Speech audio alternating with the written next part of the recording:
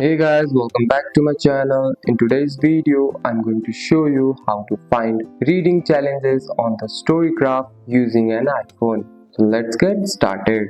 First, open the StoryGraph app on your iPhone and make sure you are logged in to your account. Once you are on the home screen, you are ready to go. At the bottom of the screen, tap the community. This is where you can connect with other readers and discover reading events. Inside the community section, look for the reading challenges. Tap on it to see a list of available challenges. You will find this like yearly reading challenges, promotes and theme challenges. Tap on the challenge you like to open it. Read the details, then tap join challenge. Once you are joined, the challenge will appear in your profile. As you read the book that fits the challenge promote, StoryGraph will automatically track your process. You can check your process anytime from the challenge section. And that's it. That's all for today's video guys. If you found this video helpful, drop a like and subscribe for more videos. Thanks for watching. See you in the next one.